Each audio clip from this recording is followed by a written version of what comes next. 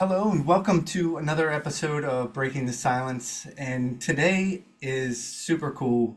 I have we have a full house. Yeah, I have really good friends, Katie and Nathan Kaspar joining us, along with my awesome best friend Alicia Bloss as well. And this is basically just going to be our just a conversation between all of us. I really just want to start out with uh, first off, thank you guys for willing to join with me. And I know it's later on in the evening, so we'll try to not keep you here forever. But Hey, three but hours, yeah, man. We're good for 3 hours. You got awesome, him for awesome. So 3 hours. I can take my time. Um, no, but yeah, I just wanted to start out with you guys, and you're doing some really incredible things. Working in with special needs in the community, especially for parents and caregivers, and because you guys are also parents and caregivers yourselves.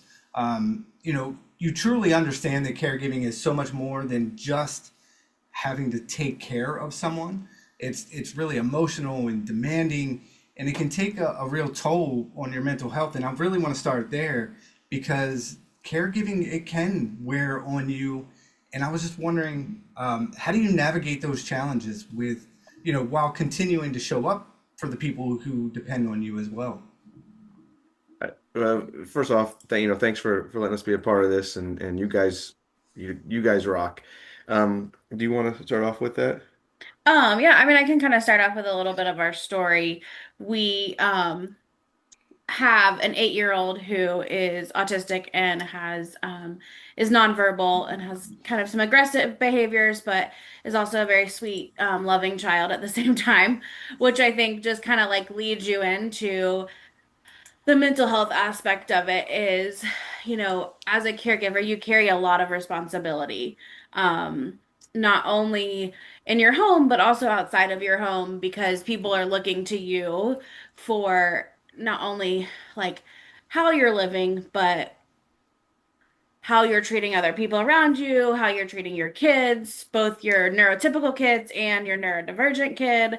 And so I think it kind of causes a lot of like rifts inside of you. And so what I've noticed for me in particular is I work in a high stress environment. So I was used to the stress level of it, but I wasn't used to like holding in two hands the joy of raising a child with special needs and the hardship that comes along with it. And the grief of that child might not look like my other children, or act like my other children, or meet expectations that I put on my other children, and how to carry those two things. Um, I think has been a really big learning curve for me personally.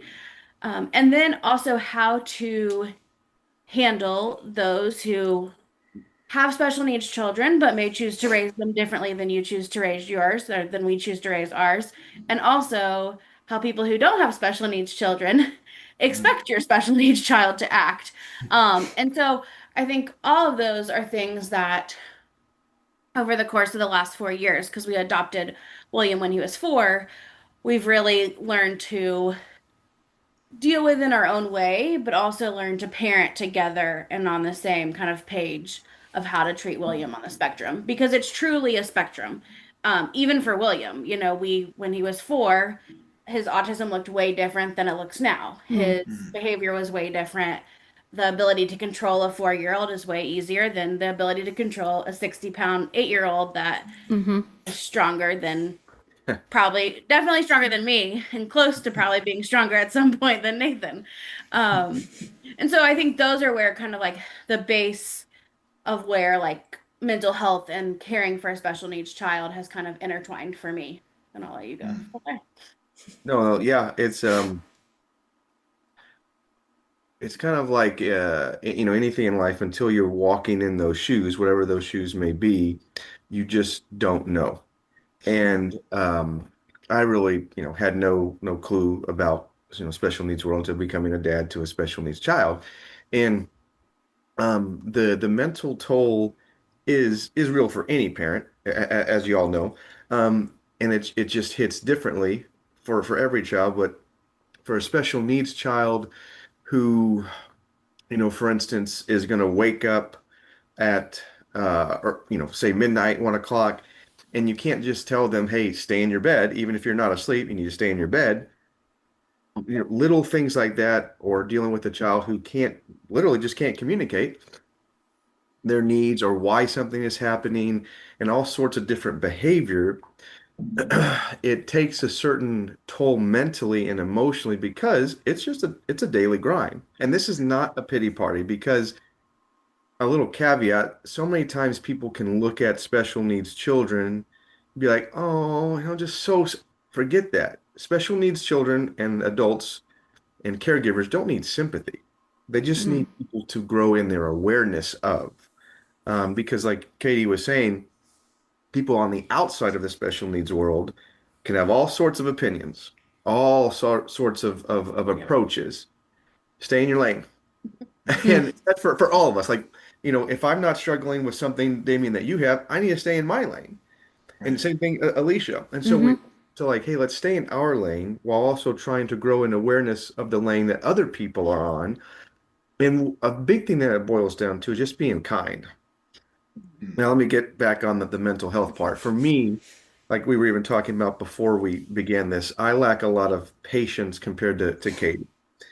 And so I can just get really irritated at William, and that's affecting my mind, and it's not helping him.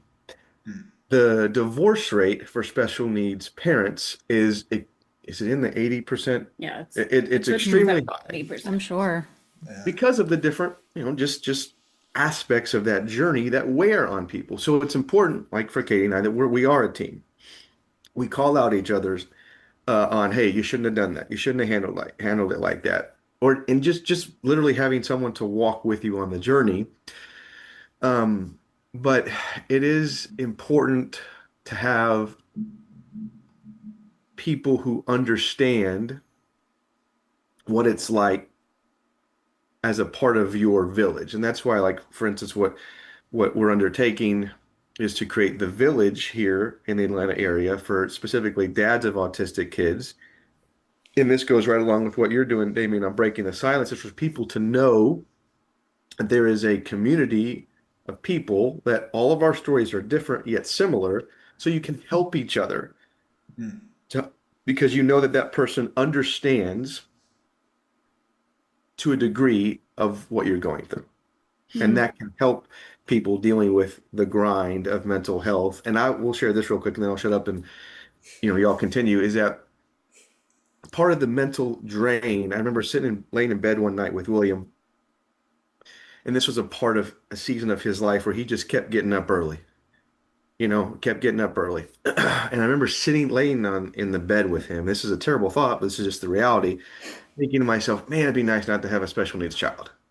Mm. And like, I would die for William. I do not want to change him, because it's another thing. Don't let politicians, we can go off on that, tell you that this is a disease, need to be cured. Stop it.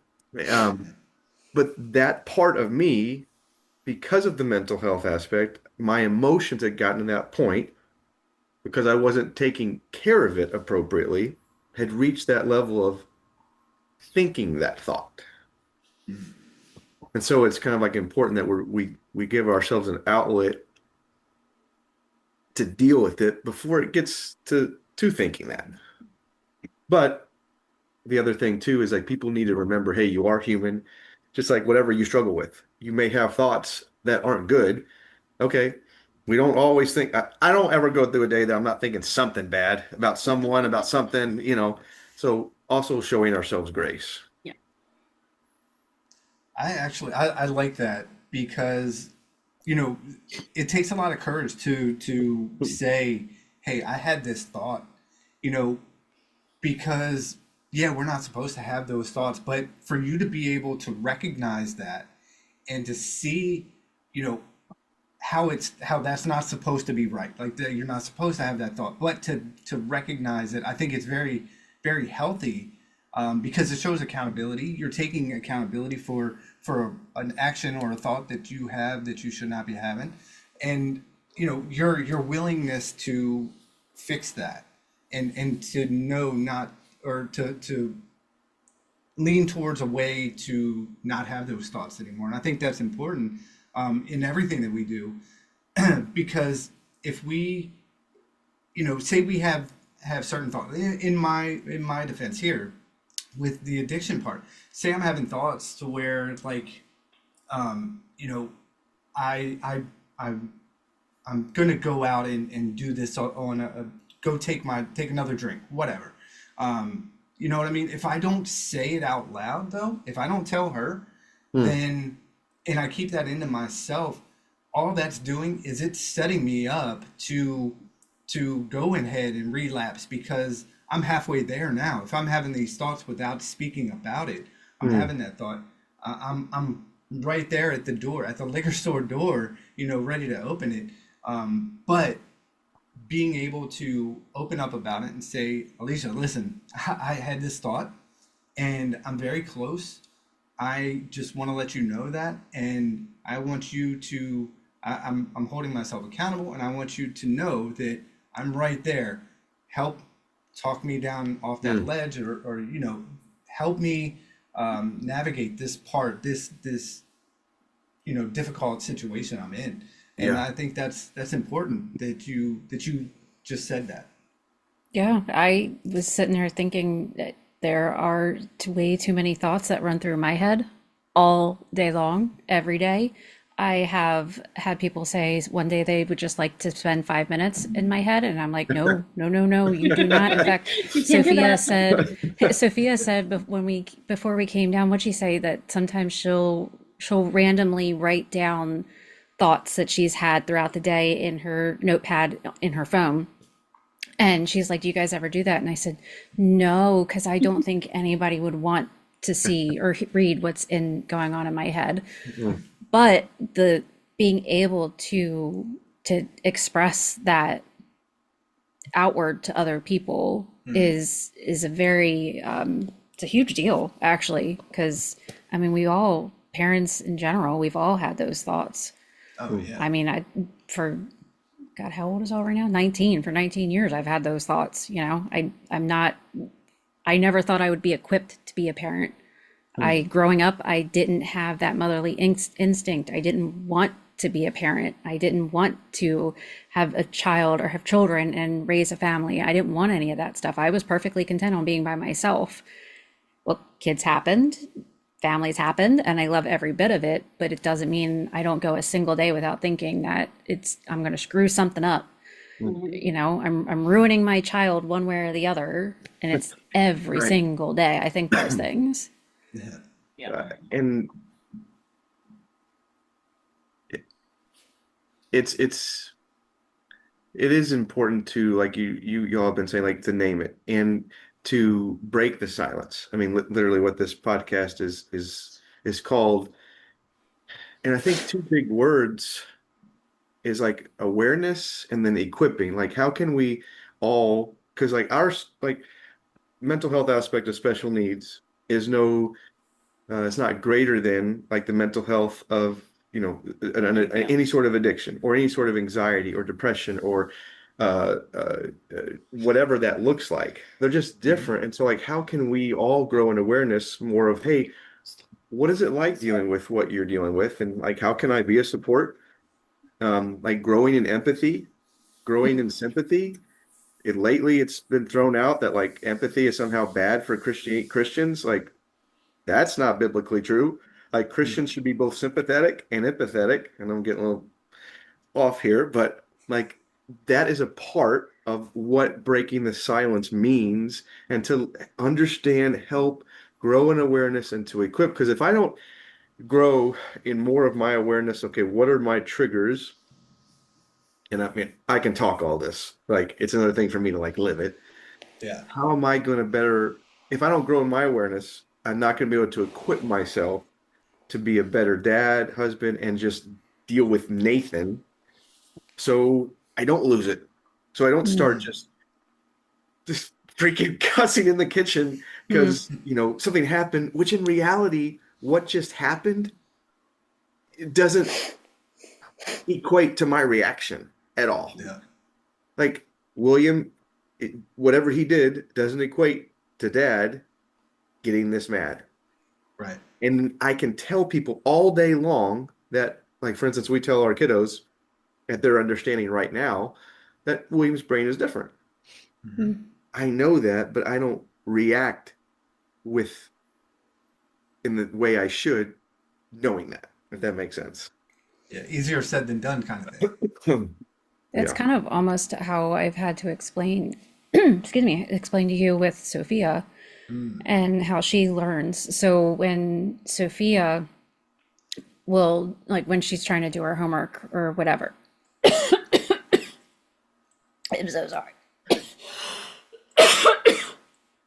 I feel you on the coughing. I've been coughing today too. It came out of nowhere. Hold, please. I am so sorry. No, you're good.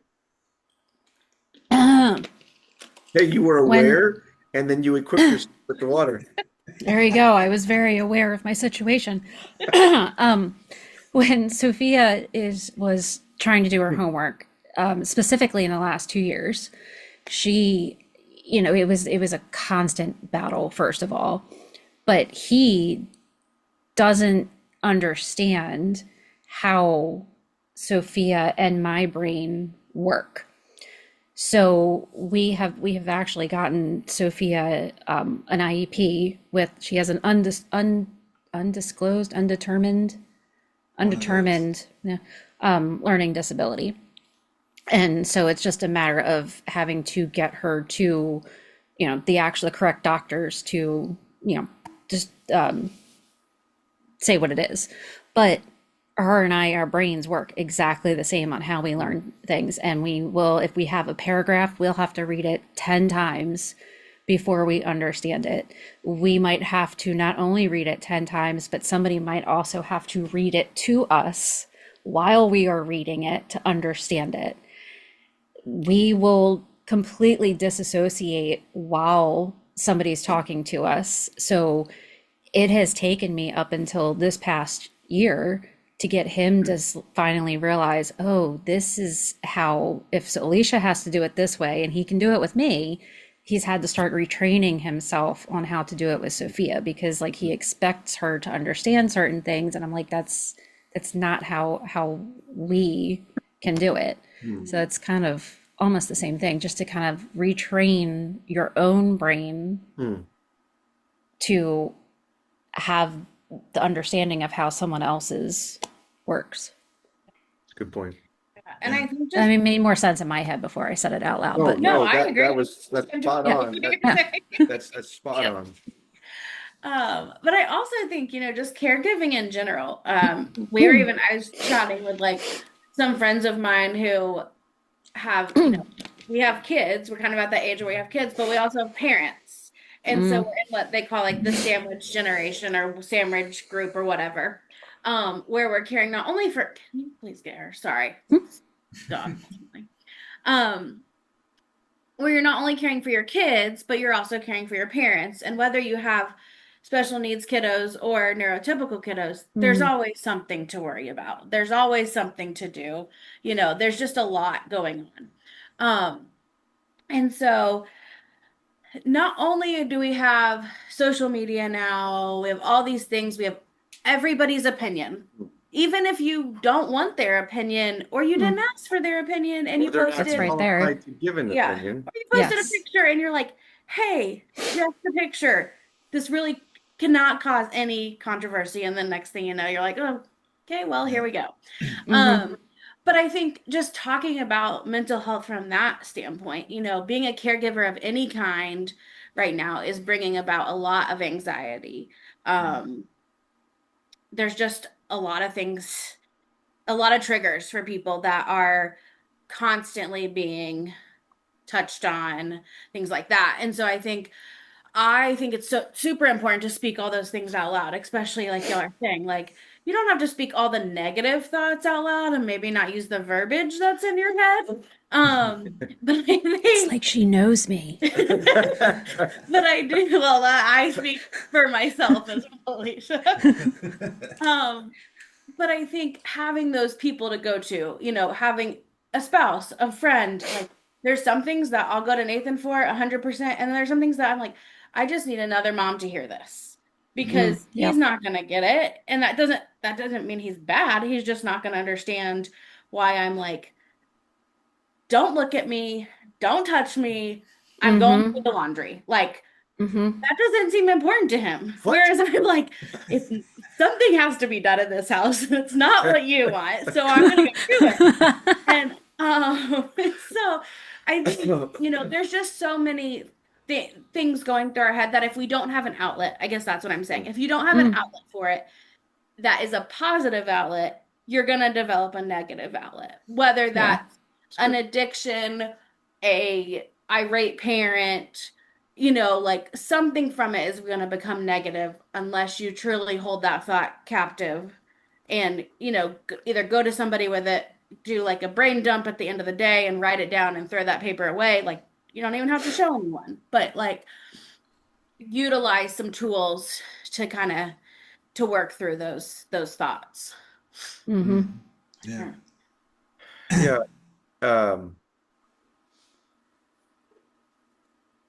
Damien, were you gonna say something? No, I was waiting for you. I thought you were saying. Okay. And with the special needs journey, it's a journey of like a Friends reference, but pivot, and it's you're in this season, you're dealing with this behavior, okay, and you're trying this solution, okay, then say 6 months later, okay, a behavior has now pivoted, so now you have to pivot with it. And so it's not a journey of just, okay, your mind is on this particular path for forever. Like your mind is going this way, and then we're going this way, and then your mind is dealing with so many different people, circumstances, from say therapy for your child, for then your spouse, then your other children, then the school, and then or job over here, future that's unknown over here. And so your mind is having to like deal with so many different things. And so it is so important to like find your people. And it doesn't have to Mm-hmm. be a ton. Like I have a level of being an extrovert and also a level of introvert. So I do not want to be around anybody but like my family. But me. But her. And And I want to do the laundry. And it's always on the days that we want to be the introvert to ourselves Right. and not be around you guys. yeah, Right. We're yeah. never on the same we're never on the same schedule. Never. No. Yeah, no, and it's just awareness again, awareness, equipping, and then like implementing, and the answer is not just pray more, just read more Bible, like from a Christian perspective. And obviously if someone's watching this is not a Christian, like you may have been told something similar in your on your faith, in your faith community, but for so long in so many circumstances, people dealing with mental health sort of issues, addiction issues, there was just like this, hey, just pray more, go to church more, read the Bible more. Like you're just not as good of a Christian as you need to be. And so that's your problem. Reading the Bible, praying, and go to church are solid. Like those are important things. And they do play a role. I'm not diminishing that at all. But God created other aspects to be a part of your journey, like people, medicine when necessary, like counseling when it's going to be helpful. All of those are tools. And then to also just be like, you know what? So I'll speak from just me. I believe in Jesus. I am one screwed up Christian. He still loves me. And like, there's nothing that I can do that's going to make him love me less or love me more. And so I don't need to try harder. I can definitely be better. And if you know what I'm saying, like, I don't need to try. I can't earn his grace, but I can definitely, still do my part, which I need to do. But anyway, hopefully that makes sense to where there's a spiritual component, obviously, but it's not that if you're struggling with this, and in our situation, if you're a special needs parent, caregiver, special needs your sibling to a special needs brother or sister, whatever that case, stop falling. Gator's now drinking the water in our Christmas tree, and just It's gonna dry the like tree out. you're just admit that you're messed up, Yeah. and just embrace that, and just find other people that know they're messed up and do the journey with them, because that's going to be healthy to help you in your mental health struggle, not surrounding yourself with people who think like they just struggle with maybe, some sort of a illness every now and then, but they don't struggle with like, man, you know what? I cussed up and down in the car the other day. Or, you know, I'm really struggling with drinking, drugs, porn, like those things that are taboo. Man, just name it, admit you're Mhm. jacked up, find people to walk life with, Yeah. and it'll be a lot better. All right, I'll Yeah. shut up. I agree. No, I'm glad you actually brought that up. I'm I'm not. very, very, yes, Um, please let me take this. I am you can extremely glad ponder that this you week. you brought this, and now he's walking away. I know. I'll be right back. Gosh darn it, Nathan. He didn't want the dog to eat the tree food that's in the tree. We might end up in Now the. she's gonna die while we're on film here. So this is going to kind of get slightly off topic, Go but for not it. much. I have been dying to ask you this question. Oh boy. No, it's a good question, I I'm just promise. kidding. I'm just kidding. So, well, because you brought up that a lot of Christians will say, pray it away, Mhm. and it'll just magically disappear. Your problems Hmm. will all go away. We've all grown up, the three of us specifically, growing up in religious families. That is all we heard. Now, different religion backgrounds, we're taught different versions and different ways to do that. But that's all I ever heard. That's all you guys ever heard. Just pray it away, it'll go away. Even as we're getting older, and the more that Damien and I are doing this, and the more that we're getting out there and getting more involved, I'm still hearing that. Yeah. Not as Hmm. much, but I Hmm. am still hearing that.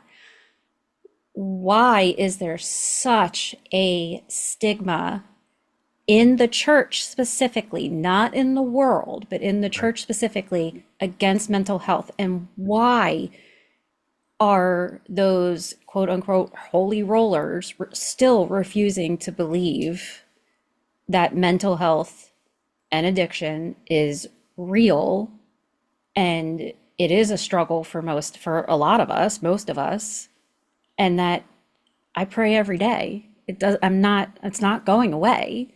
Yeah. It just helps to ease Yes. the pain I go through some days. Why is that such a big stigma in church? One, that's a great question, and I know, right? it needs to be, yeah, yeah.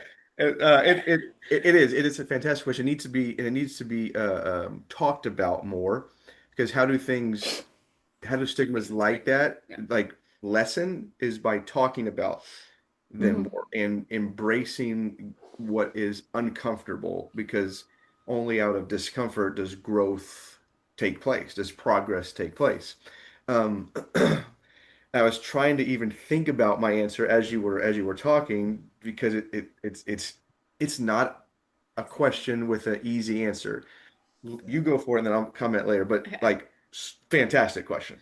Yeah. I have a super unpopular opinion about this. I know that shocks people, but I think some of it is that those quote unquote holy rollers have just as much anxiety, Mm. depression, Mhm. When I mentioned- maybe lack what they see as like a lack of faith because I'm anxious about something that may happen, that they're like, well, if you just pray it away, it will get better. And so they're at this point now sweeping their own issues under the rug and praying it away. And so that is almost like how they cope with it, is like by telling other people who come to them with that same problem, that's why we're praying it away. And so I think it's a stigma in the church because one, people who have made it a stigma refuse to talk about it. Because if we talk about it, then we're naming it, we're calling it out. We have to Mhm. dive deeper with it. and get into And all the muck and mire yeah, that something like that requires. And then Mm-hmm. number two, you have to realize that there's a relational part of being a Christian with Jesus. And if you have that relationship with him, he's going to meet you in your anxiety, in your depression. And Mm-hmm. so I think in some aspects of maybe Christianity or, Protestant religion, whatever, there's this like, God made no mistakes, which he didn't. I'm not saying he did, but God's perfect. You should just be thankful for who you are and pray about it and be like, God's got it. I don't need to worry about that. Or I'm not really depressed. I just need to get up out of bed more and do more things. Like that's speaking about just anxiety and depression, but I really think the whole not naming it, not diving into it, and not want to be when wanting to trust Jesus enough to say he gets me that I can pray. But he also gets me that I'm super anxious, I'm super depressed, I'm super addicted, Yeah. I'm super angry. And sometimes it's at him and he's big enough to handle that. If he's not big enough to handle my anxiety, well then He's not I God. probably should go look for a different God. I mean, if that's what you believe, then you Yeah. can go look for a different God. Like, Yeah. and so I think a lot of it is just, I think it's getting better. I think that there is a generation that's willing to reach out about it and talk about it and get in the muck and the mire of it. But I do think there's some, I'm gonna step on any toes. There's some older, and there are younger people too, but there's like an older leadership group, Yeah. in the big umbrella of Christianity that is, Stuck. just stuck that it's never, I mean, that's like we had people who told us that William had a demon in him, and if we just prayed about it, it would go away. Well, Well, this person let's be actually honest. prayed for the demon to leave, and I had a conversation with her that he doesn't have a freaking demon. Yeah. And I'll be honest, if William woke up tomorrow and started talking and acting like all my other kids, I would be like, great. I mean, I would be freaked out, I'm not gonna lie, but like, Yeah. I would not be sad about that. But I'm Right. also not here like, oh my gosh, if that doesn't happen, well, then we're screwed for the rest of our lives. Like, Our Mm-hmm. goal has Right. never been for him to be able to speak. It never was, and it never will be. Our goal was just to find him an avenue to be able to communicate, and he has that now. yeah. And to be honest, a lot of people who have the ability to talk need to shut up. And Right. there are avenues that are sometimes more impactful to communicate other than words. Yeah. The power of huh? And then I'm gonna Yeah. say one Yeah. more thing. The one thing I just kind of getting back to Yeah, what the sorry. stigma part is, the reason they say that is because his autism makes them uncomfortable. Oh, It yeah. makes him uncomfortable Yeah. that he just makes random noises and runs and screams and flaps his arms and blah blah blah. Like, so they have to find something that makes it okay. And what makes it okay is that it's a demon and we have to pray. And so that's just, I think Alicia goes back to the question, why is that? Why is mental health still such a stigma within the church? Because it makes people uncomfortable. Like it makes that group of people uncomfortable and they don't want to talk about it. Because it's And like it's not their normal. It's Right. not what Oh, normal is supposed to be. perfect word there. Part of what I have tattooed on my arm is embrace different. And what the world, but we'll just go with regarding your question specifically, the church loves to, and whether or not this is the actual answer or reason, I'll just say it, is that we love to categorize things and people as normal and abnormal. These are normal things to struggle with. I told a little white lie, or Overeating. I'm overeating. Oh, that's another thing that's not talked about in the church. Is we're going to talk about everything else. We're not going to talk about gluttony. Where the Bible's clear, gluttony is a sin, but that's a whole other topic. I was waiting for him to bring that up. Always. These are Always in there. I love hey, it. I can work on my reading, but these are certain normal struggles, Yeah. whatever that is. But these are abnormal ones. So we're like, they're all struggles. Screw normal. Like, let's just embrace different. And uh, there's a verse in the Bible where it talks about, don't worry about anything. Um, and if we, with scripture in general, if we take it out of context, if we apply it incorrectly, that is hurtful and it is impactful in a negative way. Yeah, God doesn't want us to be anxious. He doesn't want us to worry. He's a good father. He doesn't want us to do that. But he wouldn't have put it in the Bible had he not known we were going to struggle with it. Correct. And he gives us certain tools within the Bible on how to deal with mental health issues, different verses, ways to, I'll just say, attack it spiritually. But it is something that if we in the church admit to it, we look weaker. And oftentimes people in the church live Christianity in such a way that they want to hold a certain look, a facade. Yeah. And to admit to certain struggles breaks that facade.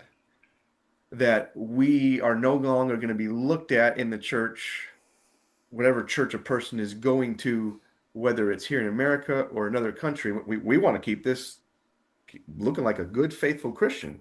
They don't really struggle with anything. Maybe they say if, struggle with whatever. They didn't read as much of their Bible, and that's their biggest struggle over here. But you know what? These are the people, if we're really going to be the church that Jesus came for. Like Jesus was so clear. He came for the jacked up, the screwed up, the messed up, the ones that were down and out, the ones that we'll just call it the church back then, would have said, now let's hold you at a distance. Where Jesus is so clear. I came for the ones who know they don't have it all together. Because if you don't know you're messed up, you don't need a savior. And that's why to the unbelieving world, oftentimes, why do you want to become a Christian? Why would I even want to go to a church if they have it all together, or they think they have it all together, or they're going to say, whoa, he's got tattoos. Yeah. Or, he got drunk last night. She had an abortion last week. I'm going all off, but that kid over there is weird looking. He can't be quiet during service. Or what? Oh, that person voted for Kamala. Or that person voted for Trump. Like, all of these things. Sorry, we just went off. Like, push people away. They don't create this. And anyway. Sorry, I was picking up what you were throwing down. I got you.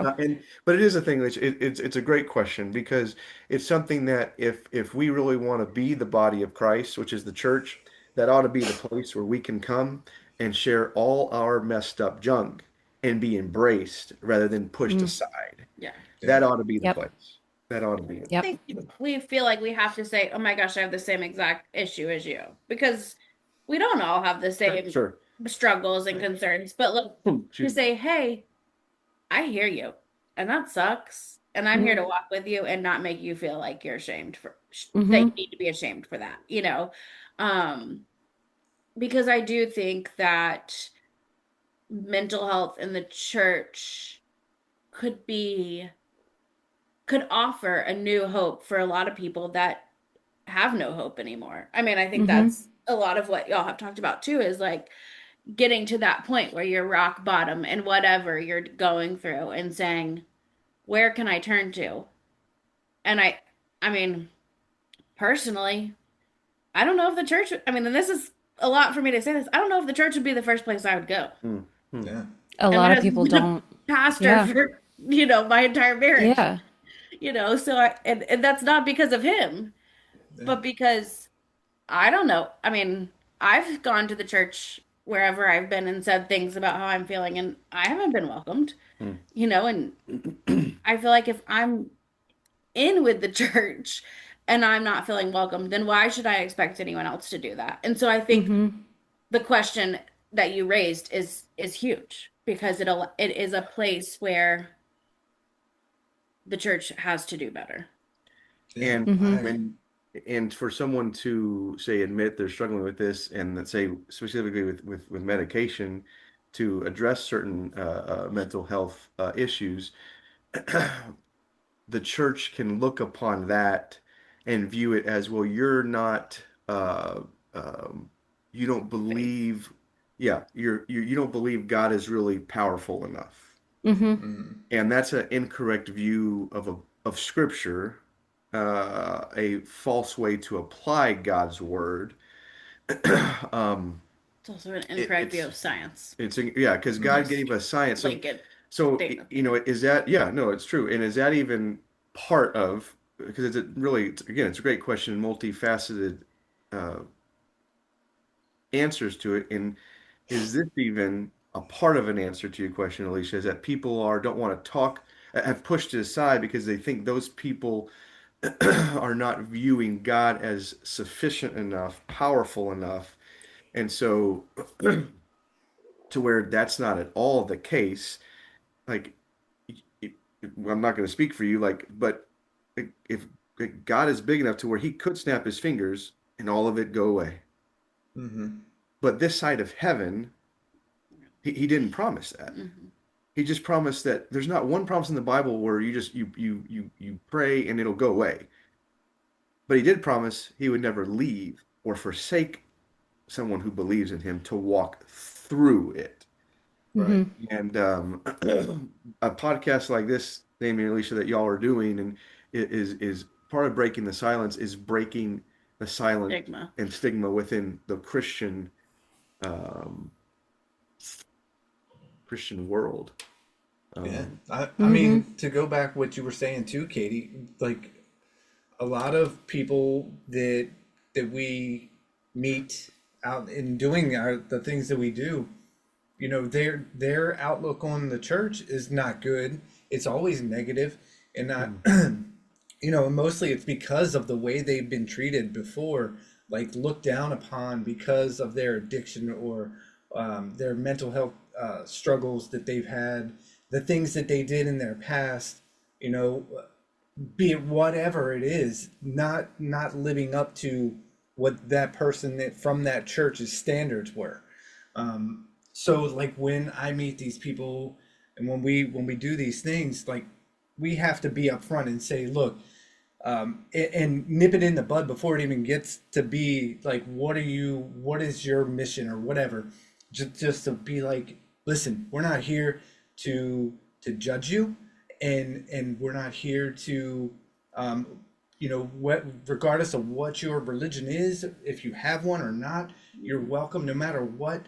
I mm, don't care about any of that. We're not going to shove it down your throat. If you want to talk talk about Jesus or religion or whatever, that's fine. Let's yeah. do it. But you don't have to. And I'm letting you know this now because I don't want it to be something where you feel that you're pressured and Mm, into something you don't want to do, because that's going to make you it's going to make you hold back on a lot of things. And you start to compress all those emotions down again. You're trying to get them out and you're going to start doing that all over again. So I try to nip it in the bud right away. Look, come as you are, just like we always would, just like he asks us to come as you are. excuse me. And that's the I also like what you said too before, Nathan, like um the willingness to learn about these things as well. Mm, And for us to, sometimes we don't need to talk, just actively listening to someone's, what they're going through, whether it be, no matter what it is. I'm not even going to give it a label. No matter what it is, all we have to do is listen. And a lot of the times they're not looking for advice, they just need someone mm. to listen to them. Listen. So You What did know, I usually say? Listen to understand, not listen to respond. yeah, exactly. Sometimes that's even in any relationship or, friendship within, the church or therapy or whatever. We have, especially in the last couple of years, have had to learn how to listen to understand. And, previously during his active addiction, it would be, he would complain and I would immediately respond or vice versa. And now we can listen. We actually just listen to each other. And sometimes that's all we ever need. Just need to get it all out sometimes. Yeah. Uh, Yeah. and and we don't have to, even going back to your question, Alicia, and just in general, we don't have to be fixers. Like, we don't have to approach everything. Well, I need to help fix that person. Like, no, there's only one person that can fix anybody, I believe, and that's Jesus. And he didn't call me to. He called me to share, but not like you said, Damien, shove it down anyone's throat. No one was argued into the kingdom of heaven. Like no, like just you can discuss, but don't be a jackwagon about it. And when the church sometimes likes power and likes control and wants to fix. And so if someone comes to someone with a mental health issue, well, that's whether or not this is true, I'm just going to say it. Like this is a way for, okay, we can control that person by saying they are messed up. They need this, that, and the other. They need to do this, that, and the other. Now they're looking up at me rather than looking across the table from me, because Jesus and his disciples hung out at a table, or really they were lounging on the ground at the Last Supper, hanging out with each other. Jesus, although they knew who he was sitting with, not up here looking down. And if anybody could, it was him because he was perfect. So the church doesn't need to go after people I need to fix people, whether it's about drug addiction, porn addiction, alcohol addiction, mental health struggles, homosexuality, or whatever it is. Like the Bible is clear on certain things, but it also doesn't say, hey, let's maybe elevate what they're struggling with versus this. Jesus said, hey, you're all jacked up. I came so that I could bring you out of that into a new life. But even this new life, you are going to struggle. Like the Bible is freaking clear. You're going to struggle. One day it'll all be made right. One day. Like we won't struggle. Like Alicia and Katie, like one day you'll be up to the standard of Damien and I. One day. I mean, yeah, maybe I'm gonna let my own mental health just keep those thoughts inside my head, and I'll write them on a piece of I think paper. Katie and I are going to have to do our own once, and it will literally be 2 hours of us just bitching and complaining about the two of you. Correct. And y'all would be well within your power to do that. All of it. Well, then that'll be our release. Right. So it's not internalized but that's inside gonna of be us. the day that we're gonna need you guys. So Yes, Well, seriously. it's And I'm gonna be like, tough. doing a Tough. podcast Our mental once health a month. needs to come first on that very specific day. Yep. Yep. Don't tempt me with a good time, sir. Right. Aye, aye. One more thing, just to Yeah. bring it like back, because I think Christianity should never be intended to be a barrier to developing a relationship. Yeah. And so I think like you said, Damien, with meeting people, when you and Alicia meet people, like if Christianity becomes a barrier for developing a relationship with someone who needs help, we We've humans messed have up. messed that Yeah. up. Like Yeah. that's not okay. So yeah, I mean, I'm just like you. I'm almost like, this is who I am, but like this is not who our relationship has to be. Like Right. that's more of a vertical relationship. This is a horizontal, and we will, meet where we are. And so I think, kind of like I said before, you have to find that outlet. And if that outlet is positive, that's great. If it's negative, you gotta nip it in the bud before you get too far. And I think whether you're a caregiver for kids, adults, spouses, whoever, special needs or not, that is the part I think that for so long we diminished. Don't Yeah. talk. Yeah. Hide it under the rug. Write about it in your journal, but don't tell anyone about it. Don't go to therapy. Don't take meds. Like, buck up, pull your pants up, go on your way, and you'll figure it out. Suck it up, That's- buttercup. Yeah, and that's not the reality. I mean, that's why our suicide rate is high. Yes. I mean, if I really want to boil it down to that, it's because Yeah. too many people have been told to suck it up. Yeah, exactly. They don't know where they can turn to find that help, and nobody wants to listen. They're just looking for attention. That's what the whole thing is. Oh, he's fine. He's just looking for attention, or she's just looking for attention. And then when they do it, it's like, wow, why didn't they try to reach out? Like, really? That's why so many of us, Yeah. and I can speak for myself, so many of us have just taught ourselves to hold it all in. And, it then creates other mental health issues and, other issues in relationships and, with your kids, spouse, whatever. That's why, because we've all been taught, just suck it up, deal with it. And I get that. Like, I am honestly, I am to that point. Like, a lot of people will ask me, well, how do you do this? Like, I just do it because I have to. I don't have a choice. I have to get up every day. I have to go to work every day. I even told him this morning, I just sat there and stared at my computer. I was like, I don't want to play today. I don't want to do this, but I have to. But it's the fact that I can say things like that. Once I say those things, it kind of helps me to chill out a little bit. Yeah. Yeah, and that communication, just so a couple quick things, is that that understanding, even kind of what you were saying earlier about teaching, with Sophia, is okay. You understood like how your brain worked, how her brain worked, and you're helping Damien, who his brain works differently. Neither one is right or wrong. It's an understanding.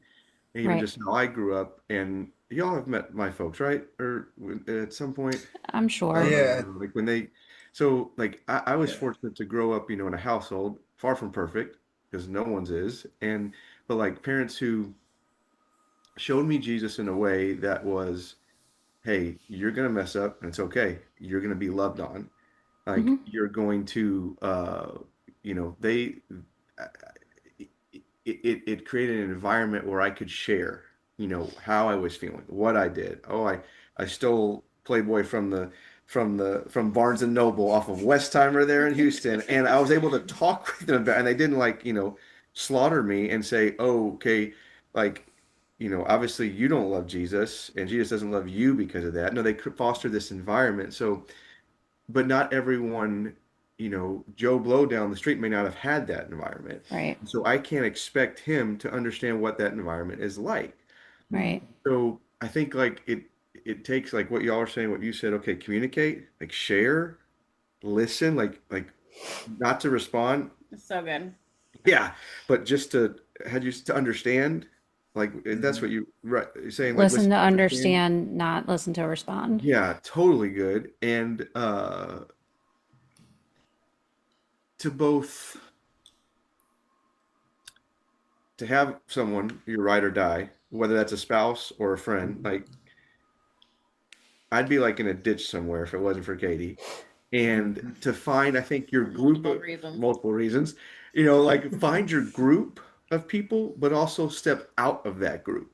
Because I think that's important, and that's the last thing I'll say, that you find your group that understands, but then you don't just surround yourself with those people, because then you'll find yourself in a bubble, and it may just be we're just gonna all, because we're going through a similar thing, now it's just a pity party. We're Yep. just gonna all moan, but like, no, find your people that understand it, but then also surround yourself with people who are not walking that specific path, but still want to walk with you. And you can help each other grow more aware of what you both are struggling with. That's Yeah. perfect. Yeah, that is perfect. Because you need that. And just the willingness to understand Yeah. what you're going through. and be kind. Everybody be kind. No, I don't yeah. understand why that's so difficult for people to not do. It's so easy to be kind. It takes zero effort to be kind. Mhm. And Zero I money. really hope that others can do that, Yeah. you know? Yeah, because being angry, what I've always said, the more angrier I get, though, all it's going to do is raise my blood pressure, and I don't really feel like dealing with, high blood pressure at this Right. age. So there's no point in me getting angry. Yeah. Right. That's great. Katie Yeah. said something along those lines to me, or correct me if I'm wrong here, is that so when I get, say, pissed off at someone who's driving, like it's not affecting them at all. Like Okay. they're just going along their way. Like I mean, I'm I've been in the car with you before, so I would assume that your driving probably does affect them slightly. It affects everyone. The whole Everybody. everyone, Everybody. we all got to that concert there and back in one piece. I still am not sure how we did. Yeah. I don't Spelled- know. spelled I'm like having PTSD. I can like see Really. it was like in Spaceballs with where the lights, they what are they the hyper whatever it is, and the yeah. lights go flying. That's kind of what it was. Anyway, So we'll all go on a road trip in a couple of months. Right. Let's go. Police will have a lot of meds. Think about meds. We got them. I have a lot of closings going on that week. No, sorry, I'm busy. Oh, this is fun. Yeah. This was fun. Yeah. Thank you so much for jumping on here. This was a lot of fun. I had a lot. I mean, it was very, very good conversation and very good questions. And thank you for answering them and being vulnerable with them, both of you. Yeah. Thank you. Yes. Thank Yeah, you. Thank you. thank Thank you. Thank you guys. Yeah. You guys rock. Thanks for what you're doing. Yeah, y'all are Appreciate making it. an impact. You are too. So thank you. All right, I'll go ahead and we'll end it here. And thank you so much again for joining. And you guys have an awesome night. Thanks. Y'all too.